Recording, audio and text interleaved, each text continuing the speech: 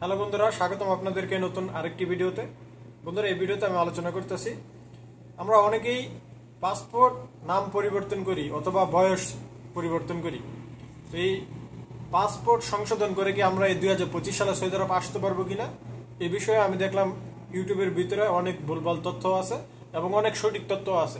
তো আমি যেহেতু আমার একজন পরিচিত লোক, উনি আসছে, ওনার যে অসুবিধাগুলো হয়েছে সেটি আপনাদের সাথে শেয়ার করব এবং আমি মনে করি এই তথ্যগুলোর মাধ্যমে আপনারা অনেকেই এখান থেকে উপকৃত হবেন, যারা দেশের ভিতরে সৌদি আরবের থেকে চলে গেছেন, যাওয়ার পরে পাসপোর্ট সংশোধন করছেন, পাসপোর্ট সংশোধন করে এখন নতুন করে আসতে চাচ্ছেন। তো যদি পাসপোর্টের ভিতরে আপনারা নাম পরিবর্তন করেন বা নামের আগে পিছনে কোনো পরিবর্তন করেন, সেক্ষেত্রে কিন্তু এটিও প্রবলেম হবে আপনার, অথবা বয়স পরিবর্তন করলেও কিন্তু প্রবলেম হবে। আপনি যখন দেখবেন যে যারা পুরাতন লোক সৌদি আরবের থেকে চলে গেছে, আসার পরে কিন্তু তাদের যে আকামা তৈরি হয়, আকামার ভিতরে কিন্তু সর্বপ্রথমে যে ছবিটি ছিল, আপনি যদি 5 বছর আগে সৌদি আরবে ঢুকে থাকেন, 5 বছর আপনি সৌদি আরব ছিলেন, তারপর দেশে চলে গেছেন, 5 বছর আগে প্রথম যে আপনি সৌদি ইমিগ্রেশনের ভিতরে আপনার যে ছবিটা নিছে, ওই ছবিটাই কিন্তু আপনার একামার ভিতরে থাকবে। আর সেটি আপনি অবশ্যই আসার পরে যাওয়া থেকে পরিবর্তন করতে পারবেন, কিন্তু আপনার কিন্তু সব ডিটেলস আগেরই থাকে। তো যার কারণে আপনারা যদি পাসপোর্ট সংশোধন করে আসতে চান, এখন কিন্তু আর আসতে পারবেন না, এটি হচ্ছে টোটালি আপনারা আসতে পারবেন না। এখন কথা হচ্ছে গিয়ে, আগে তো মানুষ আসছিল, এই 2025 সালের আগেও কিন্তু অনেক মানুষরা পাসপোর্ট সংশোধন করে, বয়স পরিবর্তন করে বা যে কোনো মাধ্যম করে আসতে পারতো, কিন্তু বর্তমানে কিন্তু সেটি সম্ভব হচ্ছে না। আমারই এক পরিচিত রিলেটিভ, উনি পাসপোর্টের বয়স পরিবর্তন করছে, পরিবর্তন করার পরে উনি আসতে চাচ্ছে, তবে ওনাকে আসতে দেওয়া হয় না। এবং উনি পূর্বে সৌদি আরবের ভিতরে ছিল এবং সৌদি আরব তারা পুলিশে ধরে নিয়েছিল, সফর জেলে ছিল, সফর জেলে থাকার পরে সে দেশে যায় এবং 5 বছর কিন্তু তার শেষ হয়। তারপরে সে আসার চেষ্টা করছিল, পাসপোর্টের নাম পরিবর্তন করার কারণে, পাসপোর্টের বয়স পরিবর্তন করার কারণে তাকে কিন্তু আবার বাংলাদেশ ব্যাক করে দিছে। বাংলাদেশ থেকে কিন্তু সকল কাজকর্ম হয়ে গেছিল, আপনার ভিসা লাগছে, টিকিট সবকিছু এভরিথিং বাংলাদেশ থেকে ওকে করছে।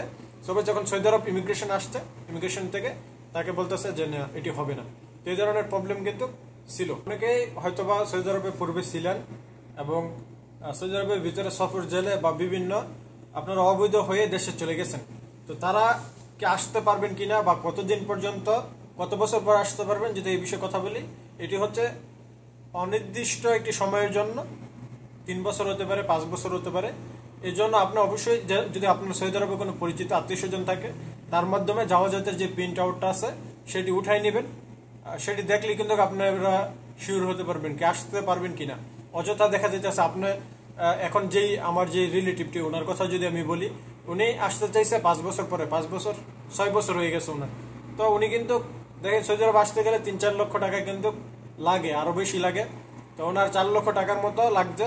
উনি আসার পরে সবকিছু ওকে, তবে এখন কিন্তু দালালের ধরলেও আর কোনো লাভ হবে না, কারণ দালালের কোনো কিছু করার নাই, এখানে দালালেরও কোনো ভুল নাই। আপনি পাসপোর্ট সংশোধন করছেন, প্লাস আপনি সৌদি আরবের ভিতরে আপনি সফর জেলে ছিলেন, এইগুলো তো এখন যদি দালাল কিন্তু আপনার টাকা ব্রেক করবে না, কারণ দালাল বলবে যা, দালালের কোনো ভুল আপনি দেখাইতে পারবেন না।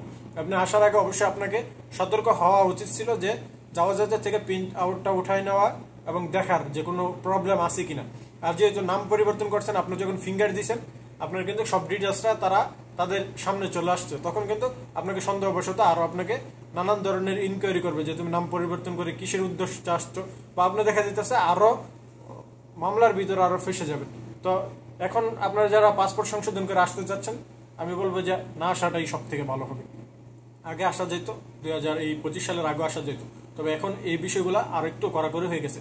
এই বিষয়ে সবাই সতর্ক থাকবেন। আর যদি কেউ দেখা যেতেছে পূর্বে সৌদি আরব ছিলেন, 5-6 বছর হয়ে গেছে বা এরও অধিক হয়ে গেছে, এখন নতুন করে আসতে চান, যে এই দেশের থেকে মামলা বা যদি কোনো অসুবিধা হওয়ার পরে দেশে গেছেন, যদি নতুন করে আসতে চান, অবশ্যই জাওয়াজাতের প্রিন্ট আউটটা উঠাই নেবেন, যে কেউর মাধ্যমে, যারা টাকার বিনিময়ে হোক বা আত্মীয় স্বজনের মাধ্যমে হোক, যেভাবে হোক সেটা উঠাই নেবেন। সবাই ভালো থাকবেন, সুস্থ থাকবেন।